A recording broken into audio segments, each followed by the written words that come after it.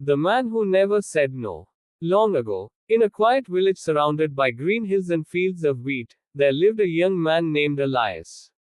Elias was known throughout the village for one thing. He could never say no. If a neighbor asked him to carry a heavy sack, he carried it. If someone needed help repairing a roof, Elias climbed up the ladder.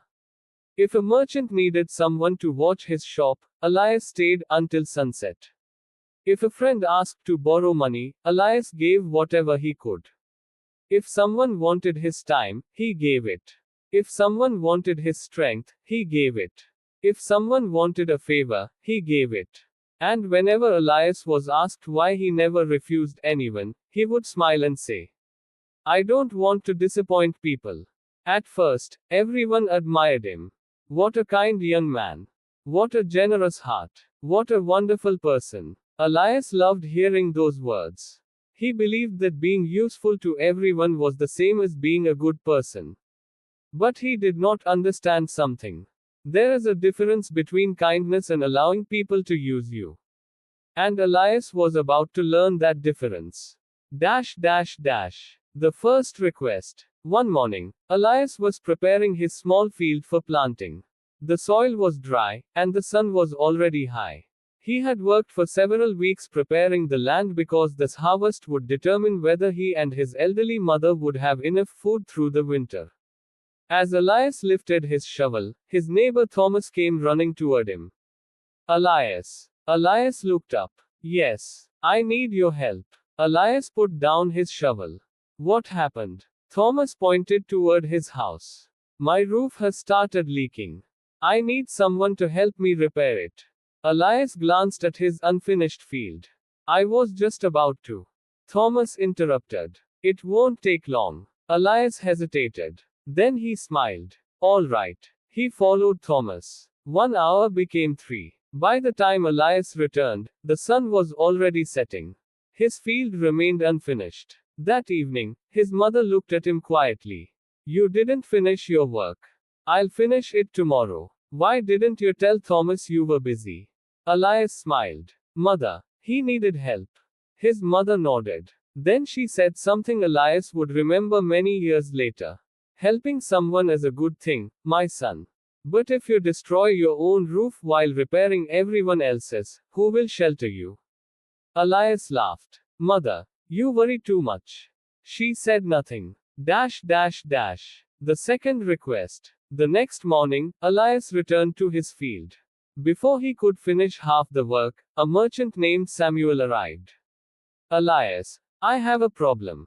What happened? I have to travel to the next town. I need someone to watch my shop. Elias looked at his field. I have work to do today. Samuel smiled. You are always working. Surely you can spare one day. Elias hesitated. Then he remembered how everyone praised him. He nodded. One day. That one day became 2. Then 3. When Elias finally returned home, his field had suffered from the delay. His mother walked beside him. You should have said no. Elias became irritated. Why does everyone keep telling me that? Because you keep giving away what you cannot afford to lose. What do you mean? Your time. Elias looked away. People need me. His mother replied softly. Perhaps. But you need yourself too. The village learns his weakness. As the months passed, something changed.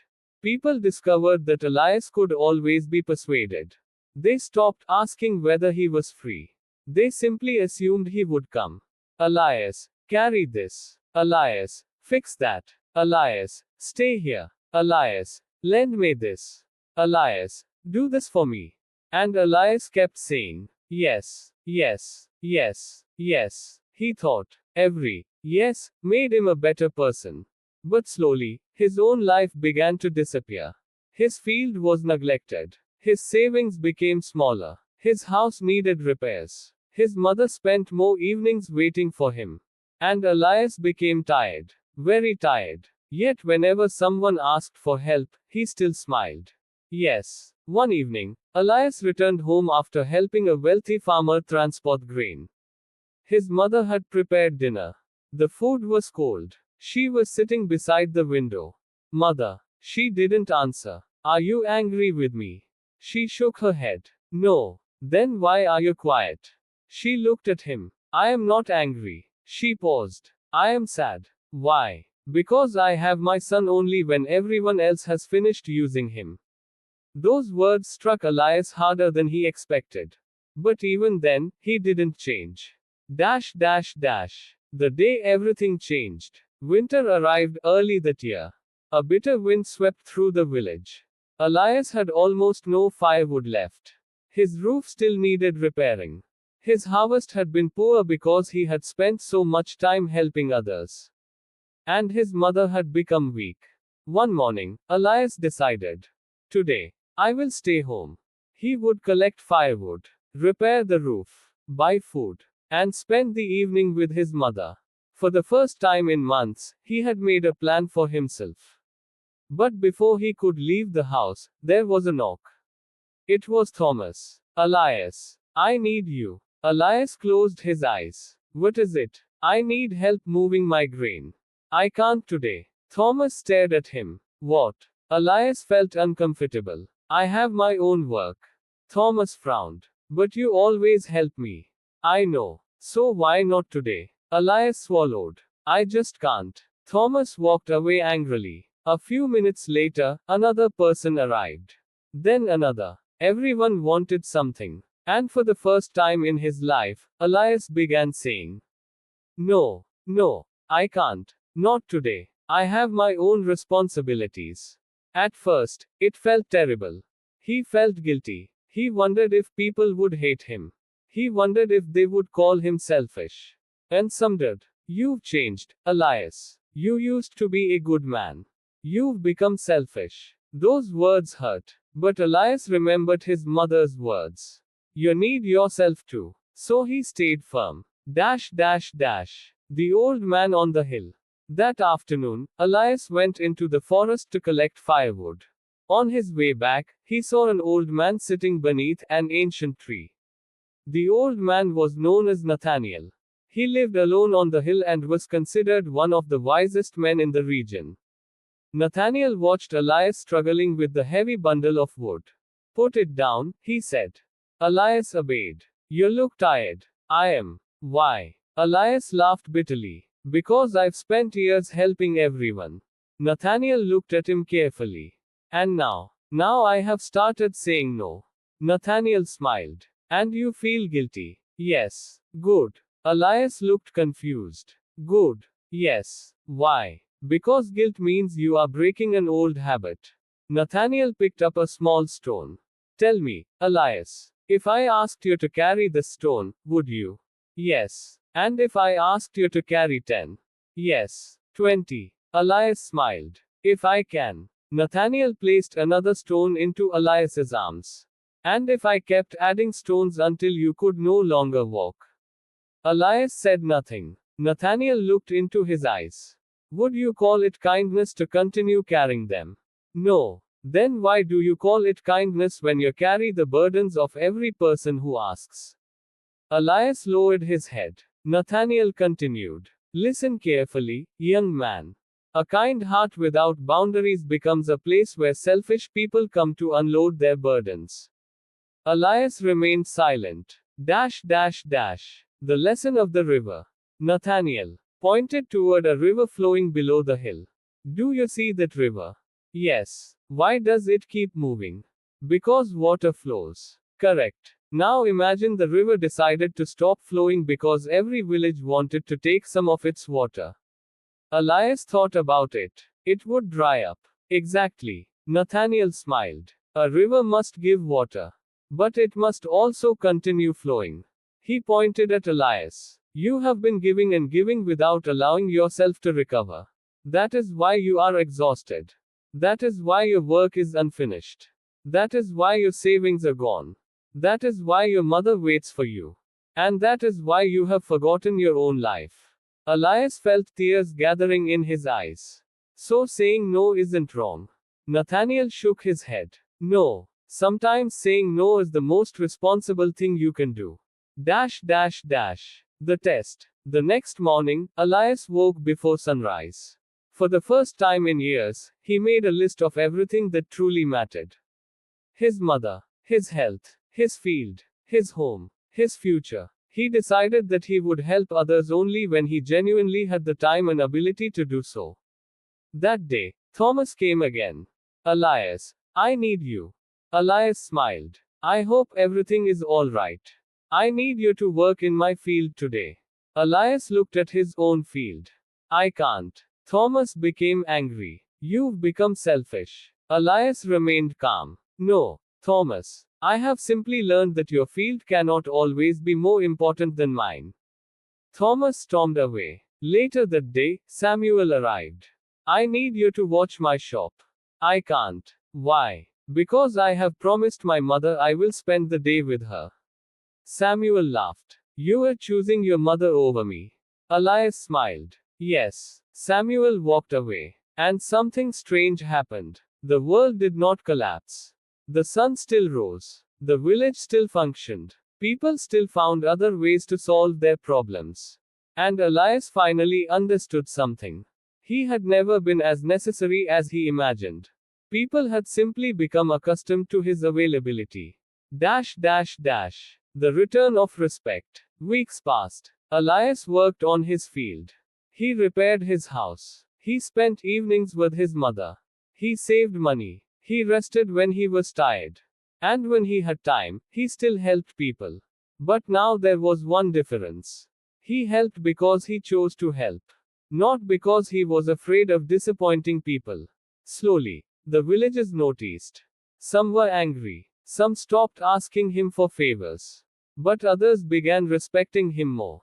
One day, a young boy named Daniel approached Elias. Sir, yes. Can you help me repair my bicycle? Elias looked at the bicycle. I can help you tomorrow. Daniel smiled. Thank you. Elias smiled back. He realized that saying no to something today did not mean saying no forever. It simply meant choosing the right time. Years later, many years passed. Elias became one of the most successful farmers in the village. Not because he worked harder than everyone else, but because he learned how to protect his time. His mother grew old peacefully. His fields flourished. His house became warm and beautiful. And whenever someone asked him the secret of his success, Elias always gave the same answer. I learned one word. What word? No. People laughed. But Elias would continue. Before I learned to say no, everyone owned a piece of my life. My neighbors owned my mornings. My friends owned my afternoons. Strangers owned my evenings. And my own dreams received whatever time was left. He would pause. Then I learned that saying no to someone else's request can sometimes mean saying yes to your own future. The final conversation. One evening, Elias climbed the hill to visit Nathaniel. But Nathaniel was very old by then. Elias sat beside him beneath the same ancient tree.